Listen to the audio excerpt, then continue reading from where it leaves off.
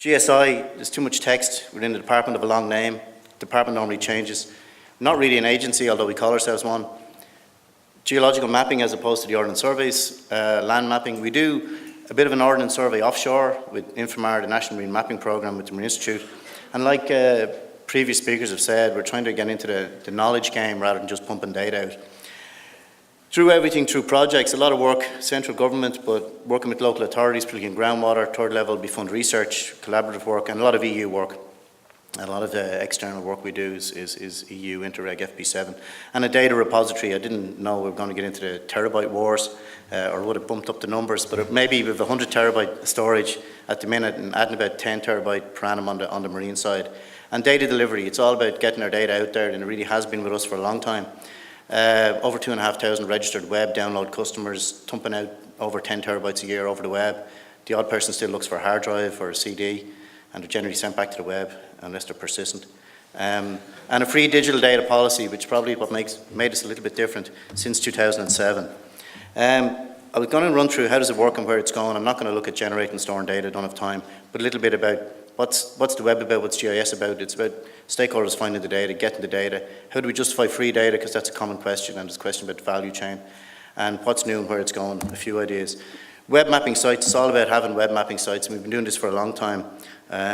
People find us on the web, and they go to our web mapping. We yesterday got some Google Analytics for this year of our main GSI.ie site. 51% of all the people who visit our homepage click on the online mapping tab. That's a good thing. The other interesting thing is most of them aren't there by accident, and they actually go to another page, so the bounce rates are quite low. That's if you believe Google Analytics. Most stakeholders still prefer a sectoral view. The idea of having to do we have to build a dedicated web viewer for this project, for this industry, for these clients, and they do prefer that rather than having to root through all our data. But getting at them, getting it up on the web, it still works very well, and it's making these smarter. The only good thing is we're now at least serving them out of a single ArcSDE map store, so they're not pulling them from all over different places. Well, some of them are. ISDE, there's a talk, thankfully there's a talk later on about ISDE, but someone who understands it a bit better. I've been in it since the start, where we're trying to push just collaboration with MI, led by MI and EPA, by Tom, Sterling work that was done. And the metadata, you know, John Evans of the Marine Institute used to say metadata is like fibre. You know, everyone hates it, but you know it's good for you. And it is a pain pulling it together, you know, whoever, the unfortunate people in your organizations, you have to do that. You have to, at some stage, get all that metadata together. But the really good thing is now it's becoming linked to WMS services, the new version of ISDE. You click on the resources and you're getting into WMS services. So the gap, it's closer and quicker metadata to map, and therefore people will start to realize there's more information behind it. There's been this gap all the time, particularly in our organization. Give us a shapefile, here's the metadata, yeah, that's grand, bin that, we'll just use it for whatever we want. So then also the move to more open linked data within ISD again, so there's lots of different formats and lots of more open formats, so less of the proprietary stuff going on. The smarter stuff like Tom already said, you know, you've got your borehole database in our case, people want to look at the map, but then they want to model it and they want to be able to use it. And we're doing clever stuff there where you can pull out the layers, you can't see very much here, but the gravels, the glacial till, the alluvium. This is techie stuff, but it's real. It's the volumetric assessments for the engineers. It's the mine plans, it's the real values, it's the commercial values, it's saving people money on site investigations. And you can only do it because we've dedicated time and effort into digitizing the data, into pulling it in, but it's now getting a lot quicker to handle this stuff. And then you can do these crazy kind of stuff, like this is a 3D visualization under O'Connell Street, that's the spire, that's a really bad blob of the buildings, but you can actually see, and terrible colours for the geology, but you start to get an idea, you can actually build up these cross sections and layers, and you can create all the fly-through and visualization. Just a bit on the marine side of things, INFOMAR, this is a data monster, it's the offshore mapping, and it's all done with sonar and multi-beam echo sounders, and you just generate tons and tons of data. IT challenges, we have two 25 terabyte servers that are on boats. You're worried about flood risk, worried about the things sinking. Sorry. So you need huge PC processing CPU time with this, and this is one of the issues with the cloud. The cloud is great, and we're being told, yeah, move your stuff to the cloud. We can't even put it on the network. If you're not processing your data on your desk, you're going to be waiting forever for the answers, and this is still a challenge. So if someone could build me a pipe to the cloud, it'll probably need to be a physical thing. I don't know, like a sewer pipe. We just can't, so we can't use it, and it's still a monster issue for us. This data, obviously, the marine data is critical. You have MSFD, and there's talks on that, EU policy, offshore energy, getting it out there. And there's extensive use of WMS in this, and 3D visualization, and now 3D processing. One of the changes on this is actually 3D processing and 3D editing. And I don't have pictures here, but even in using our 3D suite, we're actually editing pixels, moving around, editing the shapefiles in 3D, putting them back in and out of Esri formats, etc. And then you can produce all this cool stuff. These are shipwrecks. You can pull them out of Seabed, and everyone loves the images, and you understand why the program goes on. An interesting one here is on the top left. You can't really see it, but it's a map, and the colors on all these marine charts, the cooler the colors, the deeper the water. So you're going from red areas that are really shallow down to blue areas that are deep. And this is mapping last year outside Killary, outside Clifton. And it's Mannion Bay, it's called. And as part of the mapping, we came across a shoal, so a shallow area. But you're trying to explain to people the importance of that. And actually, it's only when you make up a little cartoon, you pull in the 3D DTM, and you get some smart teenager who works for us, who I don't know how to do this, the internet children. They puts a model, an actual scale model, in the right place of a ship and shows what it looks like. Then even our Secretary General understands this is important. You can rip the ass out of a ship. This is pollution, this is a problem. Well done, here's next year's budget. That's how it works. With Eamon Ryan, you used to use an offshore windmill, it was different. Another neat thing we're doing, and sorry I didn't bring 3D glasses for you, but this is, you'll have to trust me, this is a 3D image, merged DTMs onshore and offshore. It's actually the SARTEM data and our offshore mapping for Galway, and the Marine Institute have done a very good job with us of producing this real map of Ireland, showing Ireland's 10 times the size offshore it is onshore. But we're producing these little real maps of individual areas. Real map of Galway, just to cheese off all the people in Clare, actually. But anyway, that's another story. But 3D visualization, and it's not. It used to be that 3D visualization and fly-through was a bit of a gimmick, a management tool. But actually, you can extract data in it, you can edit in it, you can work in it now. But still, as a management tool and as a public tool, it's very, very useful, and you can do this stuff easier. And this is brilliant. This is just a different color ramp. That's all it is. A US company. All have made a colour ramp available to make experimentation to do it. So you run this off on your own colour printer. You order a couple of 100 glasses for $100 off the internet, and you can go and use these on demos, public demos like tall ships and all this kind of stuff. And it works. People get it then. They get that, it's not all flat offshore. Free data. I mentioned I'd come back to free data.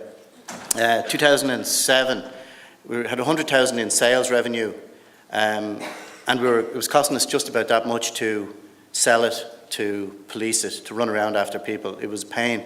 Luckily, we had a Secretary General at the time, Brenda Toohey, and Assistant Sec Martin Brennan, the Senior Civil Servants, who made the decision. We got some consultants in, it's a funny story, who were looking at doing closer collaboration with one university, with UCD, and they said, we think we can convince them to share the data with UCD. They gave the presentation, and halfway through the presentation, the guys were going, this is a great idea, we should share it with all the universities.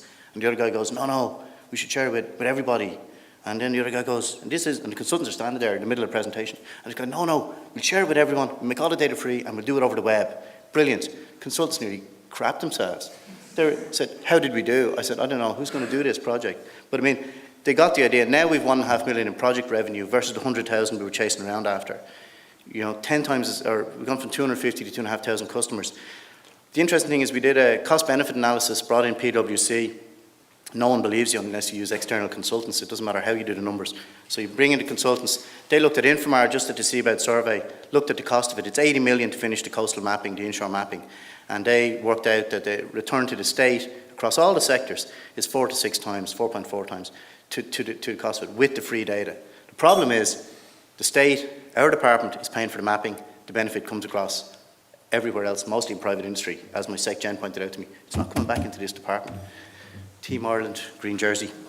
Anyway, I got the budget. So the big thing, it removes the pay barrier, and that's also, it's not just a pay barrier for business, it's also an excuse for best practice. People say, well, we would do our groundwater mapping, but you have to pay for the data, all this, but you don't. No, the data's there. If you're not using it, it's your problem. We're making it available, It is the US model, we know that. It's an EC recommendation, and we've heard already. It's a useful precedent, and more importantly, probably gave us the moral high ground. That people complained about our data, we say, do you want your money back? It was free. Rest my case, In terms of future, this is just extracted this week from, we got another clever report on what are the IT challenges for our own department, DCNR, and this is in terms of the future bit on the IT side. Obviously cloud virtualization, but I've added in comments. Like I say, cloud virtualization is great, but with heavy data users, bandwidth issues, it's not the panacea for everything.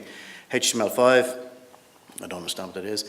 IPv6, same. Big data, yeah, Oracle 11, great, SQL Server, but more storage, more backups, more data handling, you know, with these data monsters. You still physically need people to run around. You get to the stage where you can't, you know, your backups are taking longer to run your whole weekend.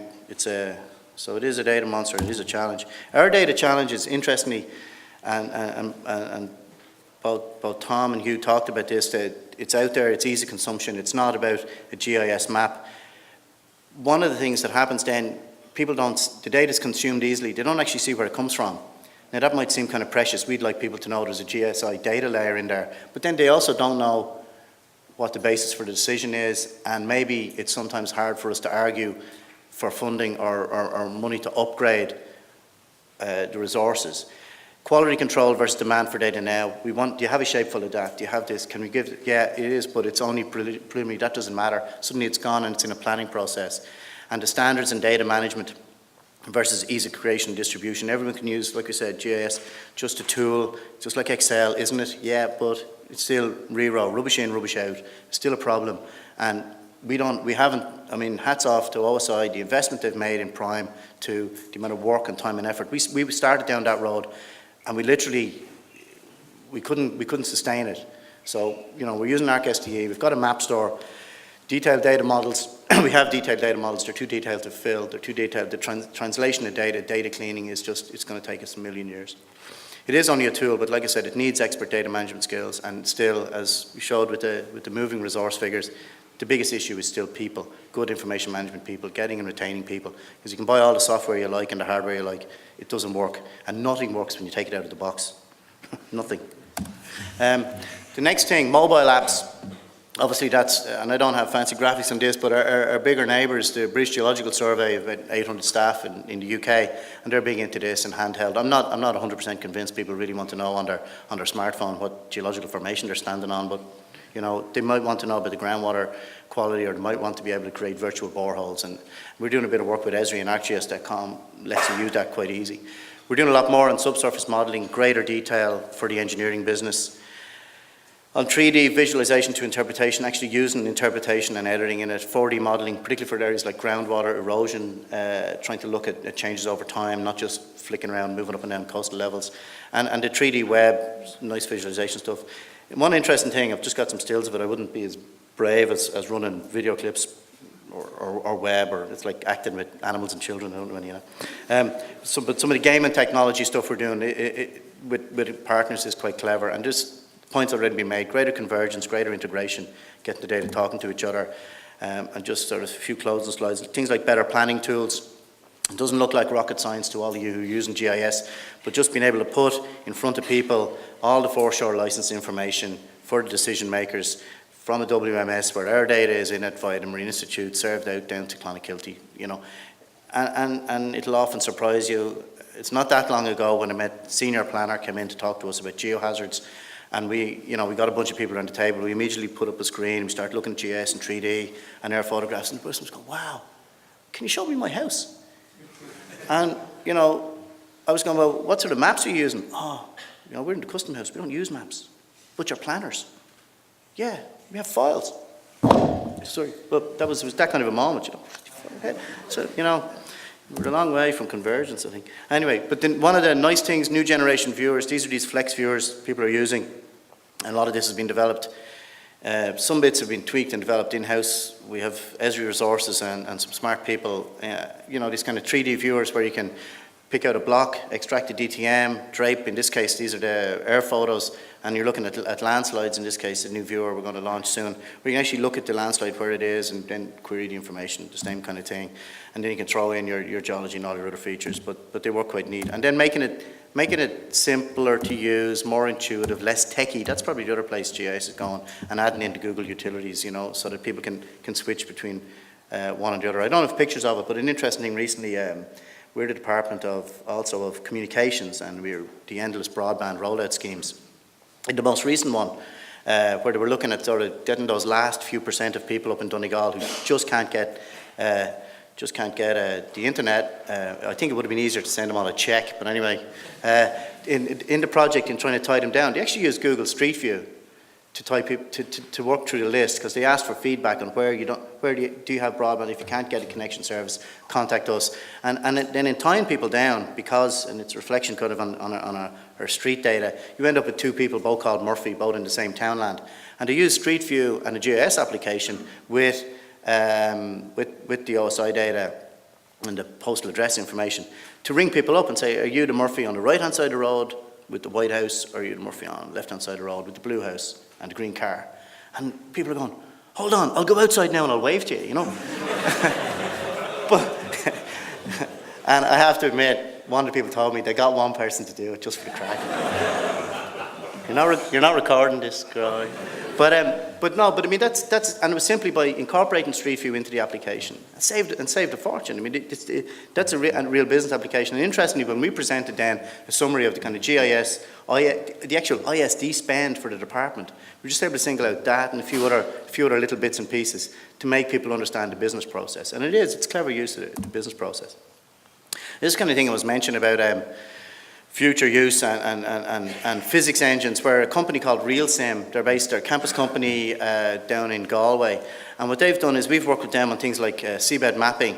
So this is just a screen grab. Like I said, I didn't want to run it, but it has, you know, screaming seagulls and everything, and you can adjust. You can put in our real seabed mapping information for an area. You put in a turbine, and you can adjust the properties. The two little bars you can't see, one is turbine mass and the other is wind speed. And you can create a virtual test site. So Mainstream Energy put some money into RealSim to develop this. And when you play with it, you can keep messing around until the turbine eventually falls over, which is good crack, but actually it's showing you need to, you know, the cost of putting these devices out there, the cost of developing these things is, and it's just a convergence. But the big leap is that no matter how good you get with GIS, the gaming technology that makes the thing look better so that people will believe it and understand it, even though all the physics, you know, the physics is right, but you present people with just numbers and physics don't understand it. And that's one of the interesting areas. And there's a lot of smarts in Ireland for this stuff, and we're not really tapping into it. You know, they're developing games, but they're not taking those smarts. There's very few companies actually applying them in the business world and the real world. That's sort of it for me. The last thing is someone mentioned the value proposition. I thought it was interesting. Mick Byrne from Esri was doing some sort of course last year, and he was going around analysing different things, as they do. And he managed to summarise all GSI's business onto a single slide, which I can't do because I'm down the trenches. And it was kind of useful that he was able to say, well, tell me what you do and make it into one slide, so it's really handy to be able to use it. But as you can see, the GIS and the IT doesn't really matter. It has to be about the outputs. So, and we've got to keep doing that. And the shared services, and hopefully more free data. Okay, thanks, man.